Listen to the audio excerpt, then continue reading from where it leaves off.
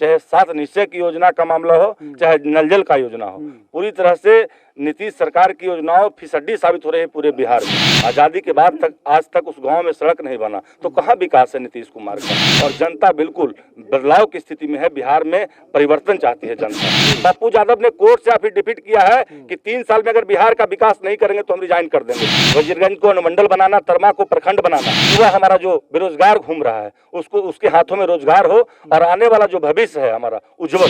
जब तक जो सरकार रोजगार की बात नहीं करेगी उस सरकार को बिहार में रहने का कोई अधिकार नहीं है। और इसकी विदागी तय है नीतीश कुमार की, जिसने ढकोसली राजनीति पर बिहार में राज्य करने का काम किया। नमस्कार, आप देख रहे हैं लाइव सिटीज। मैं हूं वसीम खान। 2020 चुनावी वर्ष बिहार विधानसभा का चुनाव का आगाज हो चुका है। बहुत ही जल्द जो वोटिंग की प्रक्रिया है पहले चरण की वो होने वाली है। नॉमिनेशन प्रक्रिया हो चुका है।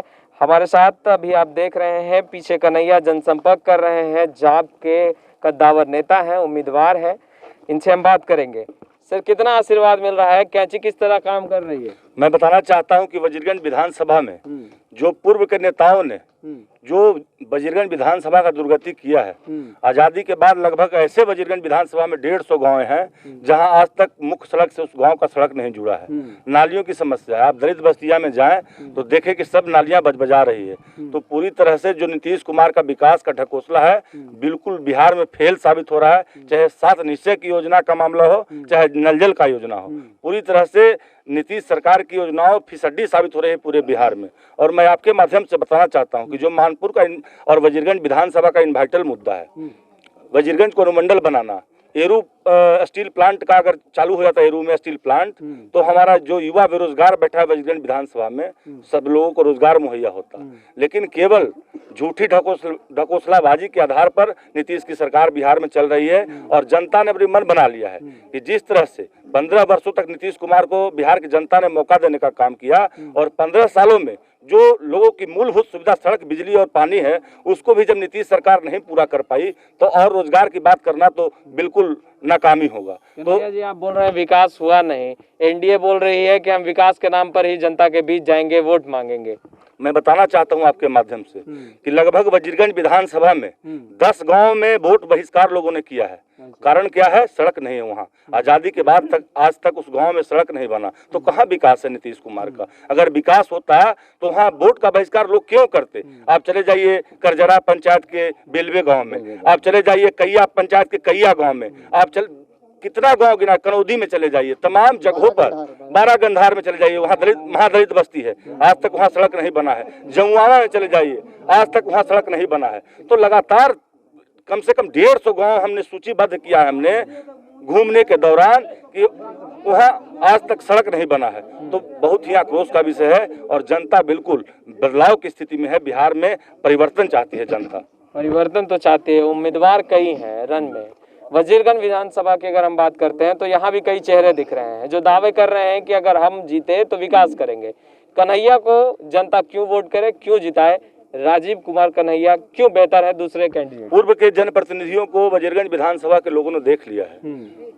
पप्पू यादव जो हमारे नेता है उन्होंने एफिडेविट करके दिया है बिहार में। पहला नेता बिहार में है जिन्होंने 30 साल बनाम 3 साल का एफिडेविट करके दिया है। और उन्होंने कहा है कि 3 साल में अगर हम विकास नहीं करेंगे, कोर्ट से एफिडेविट, केवल घोषणा पत्र जारी नहीं किया पप्पू यादव ने कोर्ट से एफिडेविट किया है कि 3 साल में अगर बिहार का विकास नहीं करेंगे तो हम रिजाइन कर देंगे। बहुत बड़ा चीज है ये, केवल कहने से नहीं होता है, करने से होता है। जो आदरणीय पप्पू यादव जी ने किया। प्रवासी मजदूर बिहार के फंसे हुए थे बाहर के कई राज्यों में, और वही नीतीश कुमार ने बयान दिया था कि एक भी मजदूर, प्रवासी मजदूरों को हम बिहार में घुसने नहीं देंगे। और अकेला पप्पू यादव ऐसा बिहार में नेता था जो हजारों गाड़ियां भेजकर दूसरे प्रदेशों से लोगों को, गरीब महादलित लोगों को लाने का काम किया।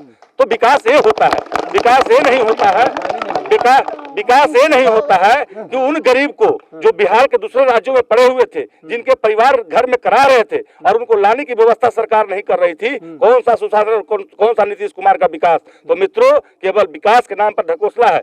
सारे पढ़े लिखे युवा सड़क पर है, उनको एक भी रोजगार नहीं मिल रहा है। 15 साल में बताइए कि कई गो बिहार में प्लांट लगा है जो रोजगार, युवाओं को रोजगार के लिए। जनता पर विश्वास जताती है तो आप क्या करेंगे? हमने संघर्ष किया है 25 वर्षों तक वजीरगंज के विधानसभा के धरती पर। चाहे मानपुर के अंतर्राष्ट्रीय स्टेडियम बनाने का मुद्दा हो, चाहे मानपुर में अपहरण होने का मुद्दा हो, चाहे वजीरगंज को अनुमंडल बनाने का मुद्दा हो। पूर्व की बातें हैं, अगर जनता जिताती है आपको, आप क्या करेंगे? हमने कह दिया है कि निश्चित रूप से वजीरगंज को अनुमंडल बनाना, तरमा को प्रखंड बनाना, और मानपुर में ग्रामीण क्षेत्रों में बहुत बड़ा हमारा सब्जी का निर्यात है। बहुत किसान है जो सब्जी का खेती करते हैं, उनको संसाधन नहीं मिलने के कारण उनकी सब्जियां सस्ते दामों में बेची जाती है मार्केट में। सारी व्यवस्था हमारे दिमाग में है और अंतर्राष्ट्रीय स्टेडियम मानपुर में हम बनाने का काम करेंगे। जो मुख्यमंत्री ने घोषणा किया था और उस स्टेडियम को नीतीश कुमार एक साजिश के तहत नालंदा के राजगीर में ले जाने का काम किए, तो पूरी तरह से गया जी के साथ सरकार सौतेलेपन का व्यवहार किया है, जिसका जवाब आने वाला विधानसभा चुनाव में निश्चित रूप से जनता देने का काम करेगी। जनता के बीच आप कन्हैया जी जा रहे हैं, क्या बातचीत हो रही है? जनता के तरफ से क्या आश्वासन मिल रहा है? वजीरगंज विधानसभा में ये जो चुनाव है जात पात से ऊपर उठ के है। अबरी चुनाव वजीरगंज विधानसभा में केवल विकास का मुद्दा होगा और न जात होगा न पात होगा।